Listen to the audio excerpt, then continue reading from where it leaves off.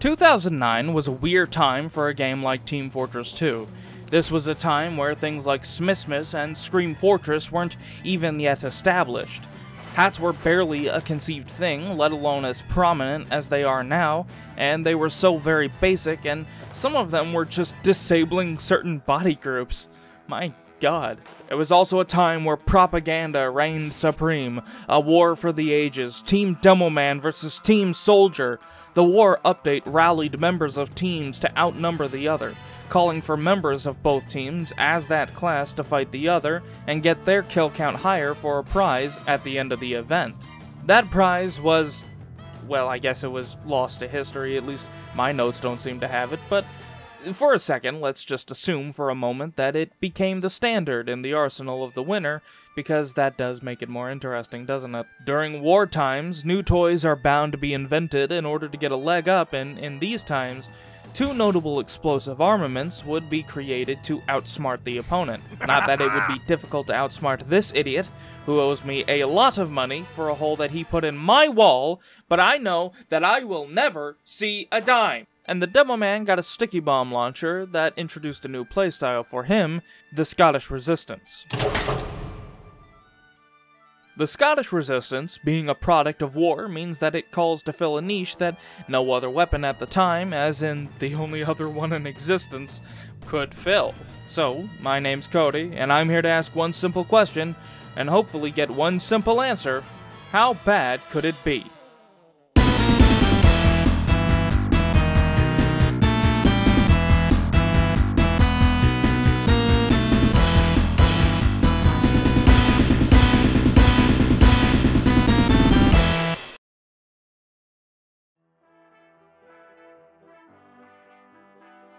The Scottish Resistance was given to the Demoman during the War update, an update that predated Meet Your Match as the very first class war. A counter was added to the update page, which tracked the kills that each class got against that specific other class. Oh, the horrors I could only imagine that scouts and spies faced.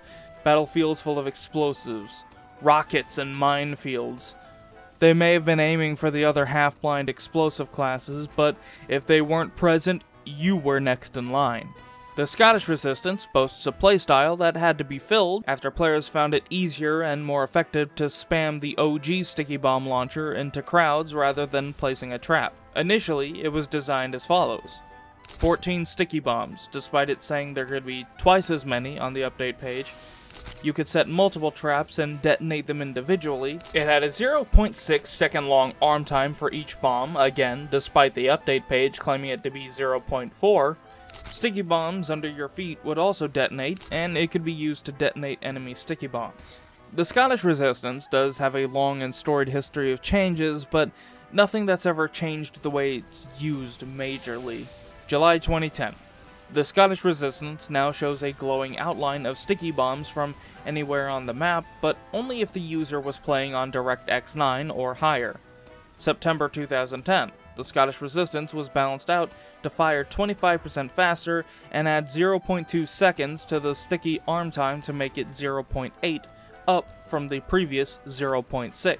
Curiously, this wasn't documented, but I guess the Manconomy update didn't really document any of its major changes, so meh. June 2014, a sticky bomb damage ramp-up was added, meaning all sticky bombs in all sticky bomb launchers would have to exist for 2 whole seconds before reaching max damage potential. 5 days later, this was reverted due to player outcry. December 2014, the Scottish Resistance's range check for sticky bomb jumping was greatly increased to a radius of 146. 146 what? I could not possibly tell you, because the wiki just says 146. And for a bit of lore trivia here, all the items in the war update are implied to have been involved in some form or fashion in the death of the Monkey Nut Poopy Joe. A bit of a lore reason why so many items at the time were findable through drops, and not purchasable. The drop system was still relatively new, and before you had to earn items through the associated achievement milestones. Manco was trying to get rid of them to hide their involvement of the incident, even giving commemorative plates of the incident away featuring some of the weapons he would use, such as a sword to fight Russian Monkey Nut Vladimir Bananas. the pickaxe he would use to pierce the heavens, and the bugle. Currently, the Scottish Resistance sits at the following stats: plus 25% faster firing speed, plus 50% max secondary ammo on wearer, plus 6 max pipe bombs out, detonates sticky bombs near the crosshair and directly under your feet, it's able to destroy enemy sticky bombs, and it has a 0.8 second slower bomb arm time. This is easily one of the most complicated weapons in the game stat-wise. When I first started playing and I got this thing, I could not wrap my head around it or how it was supposed to be used, but then again I was 12, so what did I know? Using the Scottish Resistance is pretty situational. It specializes in setting traps and waiting for players to walk over them. Long arm times don't help with that either. The thing truly does not want you to spam it, but that hasn't stopped me yet, damn it! Seriously though, don't let that drive you away, because in a defense setting, this thing shines. If you can pair it with something like the stock grenade launcher, or the loose cannon for the offensive power this thing lacks, you can truly be the defensive class that Demoman was always meant to be. When I started gathering footage for this thing, one of the very first matches I got was a Dust Bowl match, where I just absolutely dominated with this thing. Normally, I'll be the first to tell you that sometimes I need help getting footage with some of these weapons with Ed, because he is immensely better at a lot of these things than I am, but I am, if nothing else, incredibly patient. Staying put in one area with a sticky trap nearby is something that I'd like to think I am good at. So take that, mouse. I've got a leg up on you. Of course, offense is a different story. It's hard to set a trap for something if you're the one advancing. You're hardly ever going to get that chance though. Sure, it is satisfying to do it the few times you can, but it's not going to get much done in these situations. Again, on Dust Bowl, which I guess is our control environment, I had absolutely no luck getting anything done. The slower bomb arm time on top of everything else just made using this thing to get out of spawn just the hardest. I did get some important kills, but overall its usefulness was fluctuating at about the frequency I expected. Spamming the thing is much harder due to these two stats: 0.2 long arm time, and you have to look at the sticky bombs in order to detonate them. In the heat of battle, having to look at anyone but your opponent is going to be a downside, and the Scottish Resistance requires that. You can't litter the battlefield with sticky bombs and set them all off at once, because they have to be grouped up if you want to detonate more than one or two at the same time. Using it with the Iron Bomber can often equate to a minefield playstyle, and it's something that I think has its charm, and I'd recommend that. You actually don't have as much explosion radius with it, but the Iron Bomber is a good replacement for the grenade launcher overall. But it is worth noting that if you're like me and you like banking the pills off the walls into crowds where maybe you can't see the enemy, you will miss that a whole heck of a lot.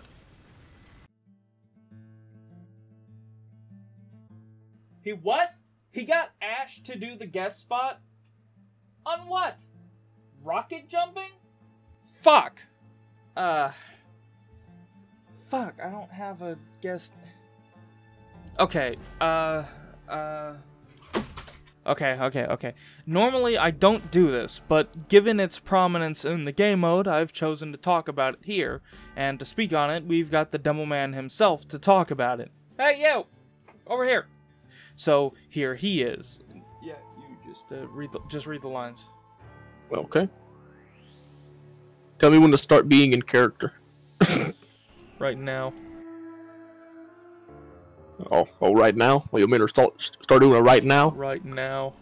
Okay, okay, I'm looking at it. The Scottish Resistance. That's how do I say that? How do I say that in Scottish? It's like oi laddie or some shit like or something like that. You know, it's like oi. It sounds like a pirate. I think it's more of a pirate voice. The Scottish Resistance. The Scots choice for killing the robots. I like to use it to set multiple traps. Oh, I can't do this. And paired with the Kritzkrieg's boost and with proper way of knowledge, I can set the traps in a way where the medics get destroyed before their itty-bitty little robot brains can think of using their Ubers. It's Ubers, right? Yes. Yeah, go. The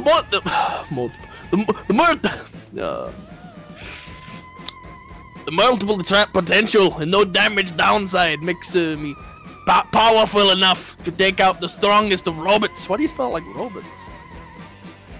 They're slow and meticulous enough, with a predictable pattern that helps negate the downside of slow arm times. Okay, this is not a Scottish accent. This is not what Scottish people sound like. Multiple traps for multiple sets are a grand old time killing these robots. That's Demo Man words. Do I read that part? No, that was just... That's Demo Man words. No, that wasn't part of the lines, but cool. Do you want to try to do that again without commenting on every line? I think it's funnier that way. I think it's funnier that way, Cody. Oh my god. Why didn't I do the direct hit? Ash does such a good impression. The Scottish Resistance is a weapon that people hold to the same standard as the stock sticky bomb launcher, which is a huge mistake. The Scottish Resistance has a reputation of being the worst sticky bomb launcher, and it is if you're trying to use it as a standard sticky bomb launcher, but ultimately the weapon demands a playstyle that Demoman rarely actually utilizes anymore. That's no fault of the class or the map design, but a fault of players, teaching a playstyle to newer generations of players that just continues to fluctuate. On top of that, players also expect each weapon to be on the same level as or better than stock. But that's going to be all from me today. On to the next scheduled program. I'd like to see you beat that, mouse boy. I'd like to see you beat that mouse boy. Beat that mouse boy. Boo! I bet you weren't expecting this.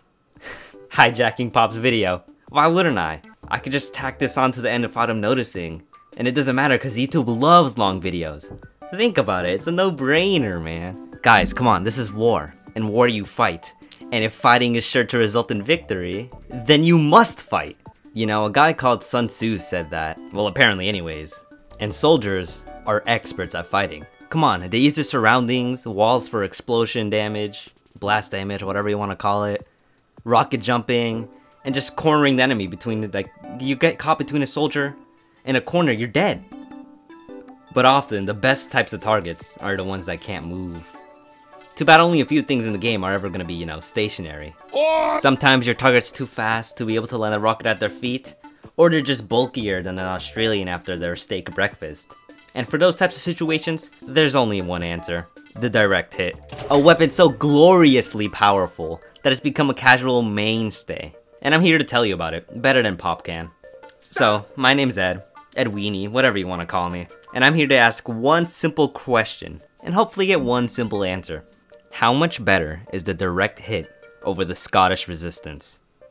We gotta start off somewhere, so during the war update, plenty of items got added to help Demoman and soldiers fight to the death. Among them being the Islander and the Charge-in-Targe to make up the first Demo Knight, and the Equalizer, which was an ungodly fusion between what we know as the Escape Plan and the modern Equalizer, with them being separated into two different weapons later. But the addition that's important to this video is the direct hit, which has only really had one major change since its creation because it was essentially perfect from when it was added to the game. At one point, it could mini-crit all targets who were airborne, but it got changed in January 2010 to only mini-crit targets launched by explosions. And then later had the thermal thruster jetpack launches tacked on. There were also some minor changes here and there, like in July 2011, there was an undocumented rewording of the damage attribute going from plus 25% damage done to plus 25% damage bonus, and a small tweak so then enemies that were underwater weren't considered airborne so they wouldn't get mini-crit by the rocket because they went for a swim. The direct hit now sits at plus 25% damage bonus, plus 80% projectile speed, mini-crits targets launched airborne by explosions, grapple hooks, or rocket packs, and minus 70% explosion radius. Because of these stats, it encourages soldiers to aim for the torso rather than the feet of their opponent. Because, you know, reduced explosion radius makes it so you don't get splash damage, and that faster projectile speed makes it much easier to hit your targets head on, But most soldiers are already used to shooting at opponents' toes, so it might be, you know, a little bit uncomfortable to switch between hitting the toes, getting that splash damage, or getting direct shots. The direct hit doesn't really vary in its usefulness and its utility when you're on offense or defense. Its whole shtick is being accurate, hence the name, the direct hit. And because of its accuracy, it gives it a playstyle that, ironically enough, is somewhat similar to what the Scott shit resistance gives to Demoman. It adds a playstyle that soldiers probably didn't have intentionally at first. It lets Soldier target slower, bulkier enemies, like heavies and other soldiers, as well as making it a bit more easier to pick off those pesky medics and spies who are normally out of range of a regular rocket. Not only that, but this thing fucks up pyros who know how to air blast. It's it's common in casual, but not as common as stock. So pyros, they have a hard time air blasting it. It fucks their brain up, it fucks their timing, because they're so used to reflecting a stock rocket. That faster projectile speed makes it so much harder. Another thing is that air shots, for new players, it's kind of hard to land, especially with stock. So the benefit of the direct hit is that it can really help train that skill. If you do something, for example, going from the direct hit to the Liberty Launcher and then to stock, you can very, very easily learn how to air shot with that gradual speed reduction. Come on, anybody can do it. If fucking Pop Top, this fucking idiot, can do it, then anybody can. The main problem is that having a small explosion radius means that you'll find it hard to launch enemies, because you're so used to that wider splash damage. But it's a useful upside in the situations where you're up close next to your enemy, you don't want to blow yourself up, but you want to blow them up. That smaller explosive radius really does save your skin. And either way, you don't really need a large explosive radius blast damage. You don't really need that much to be able to launch your opponents. And before I forget, there's also sentry guns. The direct hit decimates sentry guns. It eats sentries, buildings, teleporters, dispensers for breakfast. It's a stationary thing. Sentry guns, buildings just don't move, so it's an easy target for the direct hit. The direct hit's bonus damage makes it super easy just to shred through buildings. Not only that, but if you pair it with the battalion's backup, you could just become an unstoppable force that destroys all sentry guns, especially that fucking sentry gun on the last point of upward in that stupid fucking sentry spot. Yeah, others too. Unfortunately, this thing is awful when you're fighting scouts. They're fast and can jump around like a kid with ADHD during recess, so it's hard to properly land a direct hit rocket on them with that faster projectile if the scout's just barely within pissing range of you. But once they do get too close, it's extremely satisfying to vaporize the cocky fuckers with one rocket. Come on, who doesn't love Scout Be Gone? I also brought in a guest. Yeah, I brought a guest, because we always have these segments. I brought the real life soldier TF2 to talk about how the fuck you rocket jump with this thing. Because competitive segments are dead. Nobody cares about competitive. Pop. Okay, this is off the book. When are we gonna do a competitive segment again? It's been like, we literally only done it like once and never again. What the fuck? But yeah, here's the real soldier TF2. Alright, let's see. These are the lines here? Alright. The direct hit! This rocket launcher has massive potential on the battlefield as a weapon that allows for many numerous tactics, such as air shots and sentry distraction. If there is one thing the direct hit is terrible at, it is its handicap on the rocket jumpers of the battlefield. When I fought in World War II, this thing frequently left me crippled with little area coverage to account for.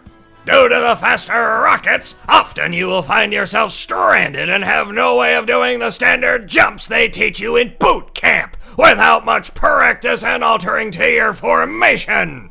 Son, do not take for granted the skills you have with your standard issue weapons, or else it might mean your untimely downfall.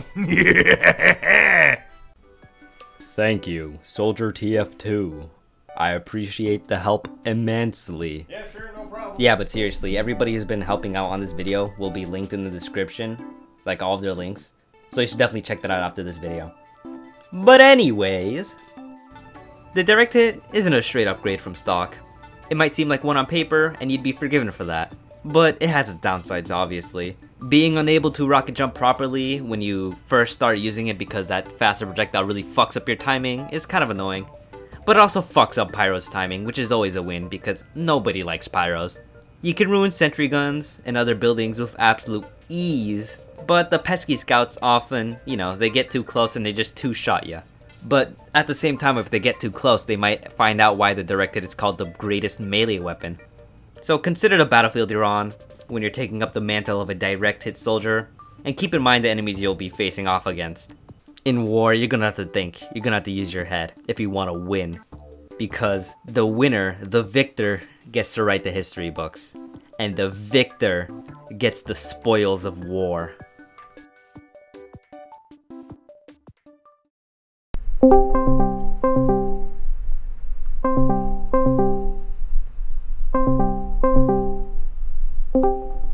Brandon! Brandon! What? What do you want? It's like 5 a.m. Who won? Who won? I don't know. America? No, our thing. Oh, no. Oh, I thought it was the War of the 1776. The TF2 things? Yeah. Yeah. I don't know. It's like 30 minutes long. I don't have time for this stuff. It's only like 20 minutes long. Come on. I don't. 20? I don't care as much. That's as only I a thought. third of an hour. Well, then what are we gonna do? How are we gonna? When can you? Yeah, how are we gonna? Never. I'm gonna go play Minecraft. Bullshit. This is bullshit. Motherfucker. God This damn is it. bullshit. Then how are we how are we going to? How are we gonna what? Find out who won. Yeah, you should talk to him. You should get him to watch it. He's your friend. Yeah. Okay, but what do we do now? What do we do while we wait for the fucking? I don't know. That was a whole budget for 2 episodes worth. Hey, it's not my fault. You blew it all. It wasn't me. I know. Then what are we gonna do? Check the box, Pop. The box? Yeah, the box. I don't want to check the box, okay? What other options do we have? The at this reason point? for the box is that's the stuff that's not going to get covered, okay? Well, too bad. We don't got any other options.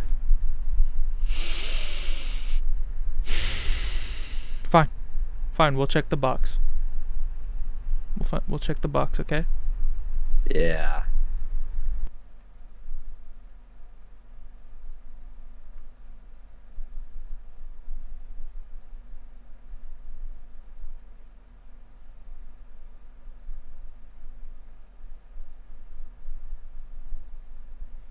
I found this.